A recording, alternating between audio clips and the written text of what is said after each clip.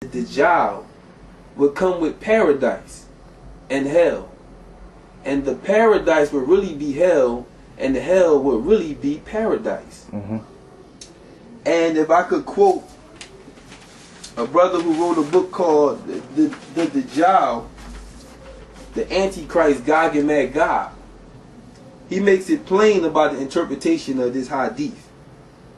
And it says, it is clear from this that the words Jannah or Ner do not here actually stand for paradise and hell, nor do the streams of water and fire and mountains and fruits and smokes are to be taken literally. These are all metaphorical expressions. Jannah standing for ampleness of the provisions of livelihood, comfort, and luxury, and Ner standing for deprivation of these material benefits. All that is meant is that whoever will follow the Dajjal will be able to lead a luxurious life, and whoever will be opposed to him will find worldly provisions withheld from him. A comparison of the worldly condition of the two nations. The scanty means of livelihood of the Muslim nations, as compared with the vast wealth of Christendom, gives us a clear indication of the paradise and hell of the Dajjal. Nor does Dajjal's carrying these things with him mean that he will actually be carrying them with him, as a merchant carries about his merchandise.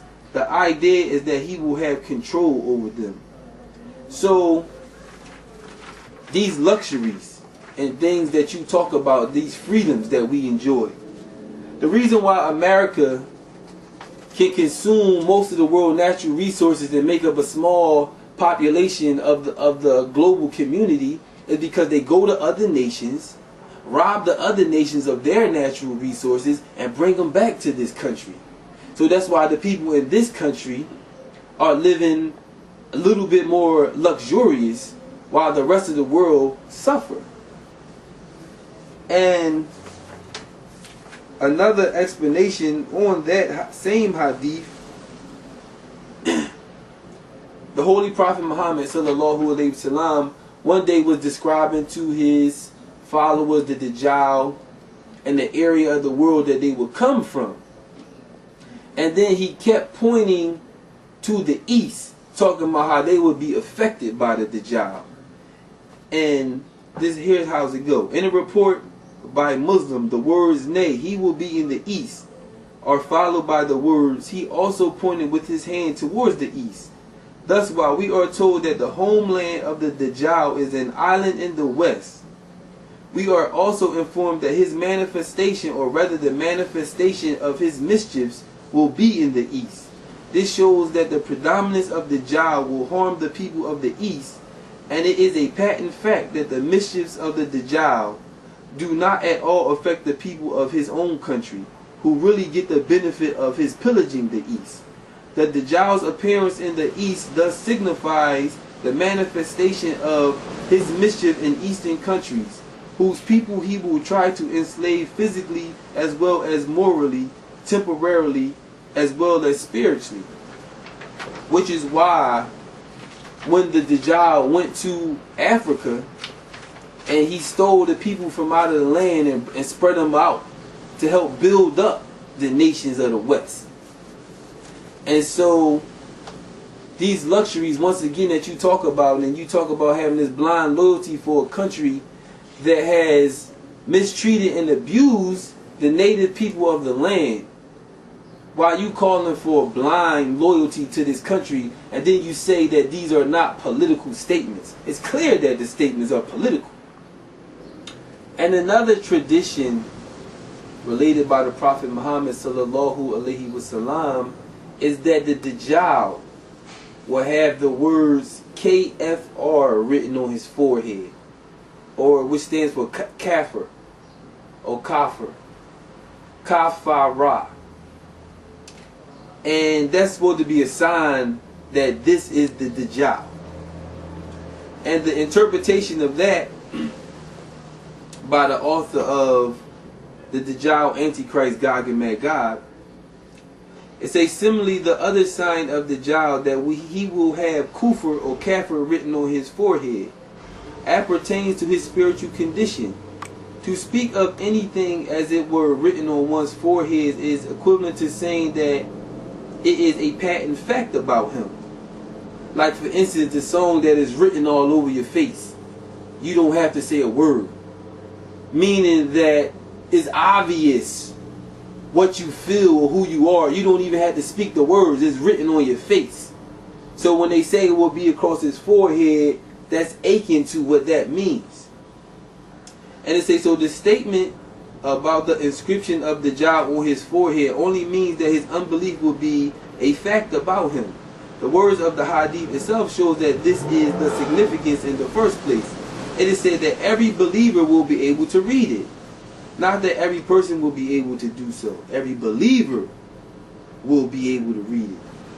And then there is an additional remark about this believer. It is said that it is immaterial whether the believer will be an illiterate person or able to read.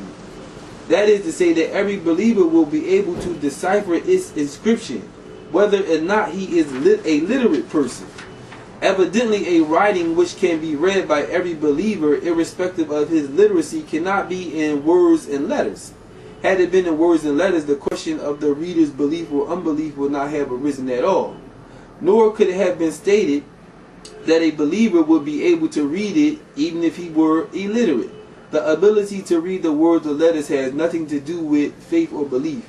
Everyone who is literate can read such words, whereas an illiterate person, however great a believer he may be, cannot read them. It must therefore be a writing which manifests itself through the works of the being concerned. So that's to say that, you know, you can't take it literal that you're going to actually be a person with words written on his head, because it says that the believer, every believer will be able to read it whether he is illiterate or literate. Meaning that the believer will be able to interpret and decipher the acts of the Dajjal. You will be able to see it clearly. It will be clear who these people are and what they represent, and what their agenda are. So when you say that we follow the laws of the land, well, gay marriage is legal in America. Do we support gay marriage? I don't think so. So we don't express blind belief to anyone. Your comments suggest to me a person that's pandering to the West. Your comments were politically expedient. You wanted to get in front of the issue to pledge your allegiance to America as not to mess up your gravy train. But please know that when the Dajjal is finished with you, he will spit you back out. He only needs you for a certain time.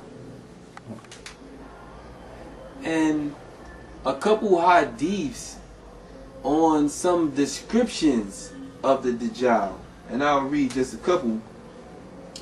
And it says, there is no trial greater than that of the Dajjal since the creation of man up to the coming of the hour. And another hadith says, O people, there has been no trial greater than that of the Dajjal on the face of the earth since Allah created the progeny of Adam. And those hadiths are from, well, the first one is from the Mishkat Misabi, and the second one is from Kanz al-Umal.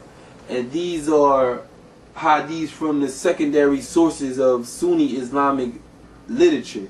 They're not a part of the sixth, but they are part of the second collection. Some people might be more familiar with the Riyadh Salihin. They're on the same level as those collections. But what those hadiths pertain to is that the Dajjal, the Western nations, the Christian nations, the European nations, America, will be the greatest trial since the creation of Adam. This is an important thing. This is no light matter. And so when it comes to talking about terrorism, you have to call it from both ways. Sure, that man was wrong. And this is not a video response in defense of the alleged Pakistani bomber. In no way do we condone what he did. He should be deported. He should be prosecuted to the fullest extent of the law. We in no way back him up. Because you're not going to come to America and just start killing people. No, you're just not going to do that. You know what I mean?